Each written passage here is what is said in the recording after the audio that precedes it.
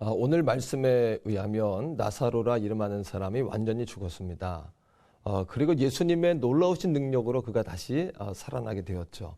놀라운 기적입니다. 그런데 우리는 오늘 본문의 말씀을 대할 때마다 한 가지 의문이 있죠. 왜냐하면 성경은 나사로와 그의 누이들을 주님이 사랑하시는 자였다라고 소개하지 않습니까? 그런데 왜 나사로가 죽기까지 주님은 그렇게 지체하셨냐라는 거죠. 어떻게 생각할 때 우리의 삶 가운데도 그런 문제들이 있죠. 주님 왜 자꾸 이렇게 복잡하게 만드십니까? 빨리 좀 해결해 주시면 안 되는 겁니까? 이런 생각을 하게 되죠. 그런데 그것은 우리가 주님을 잘 몰라서 그렇습니다. 첫 번째로 예수님은 울고 있는 우리와 함께 우시는 분이세요. 오늘 본문의 35절에도 보니까 예수님께서 눈물을 흘리셨다라고 이야기합니다. 여긴 두 가지 이유가 있는데요. 첫째는 뭐냐 하면 슬퍼하는 자, 애통하는 자, 그 유족들, 그 이웃들과 함께 주님이 함께 우셨다는 거죠. 또 한 가지는 이런 겁니다. 인간을 그렇게 비참하게 만드는 죄의 문제요. 그리고 사단의 문제. 그들 앞에서 주님이 분노하셨다는 거죠.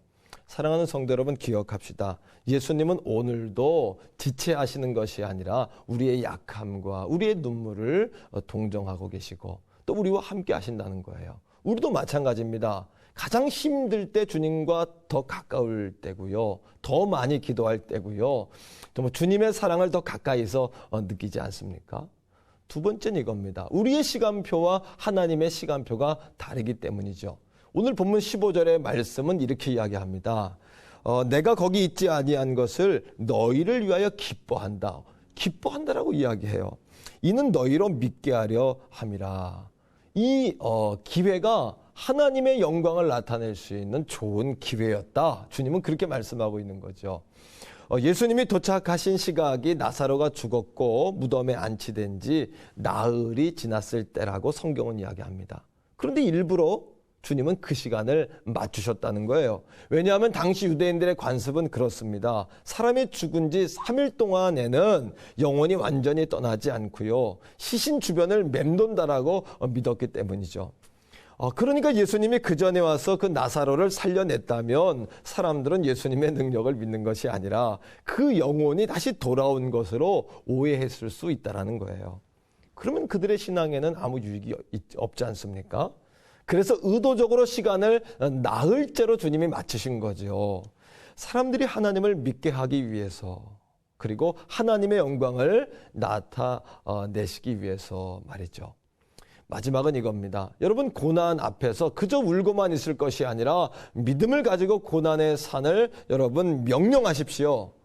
나사로 앞에선 예수님은 먼저 감사 기도를 드리십니다. 어떻게 해요? 하나님이 이 모든 상황을 통하여 영광 받으실 것을 믿습니다. 그리고 영광 받으시는 하나님을 찬양합니다. 감사 기도를 드리는 거예요. 모든 것이 하나님의 손에 있다는 이야기입니다. 그리고는 드디어 나사로를 향하여 명령하시죠. 나사로야 나와라 라고 주님 명령하시죠.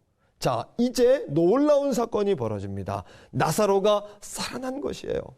그런데 아직은 살아난 사람으로서의 완전한 모습이 아닙니다. 오늘 본문의 44절을 보십시오. 죽은 자가 수족을 배로 동인 채로 나오는데 그 얼굴은 수건에 쌓여 있고 라고 성경이 이야기하죠. 예수님이 그 나사로를 보고 이렇게 이야기합니다. 가라사대 풀어놓아 다니게 하라 하시니라 라고 주님 말씀하고 계시죠.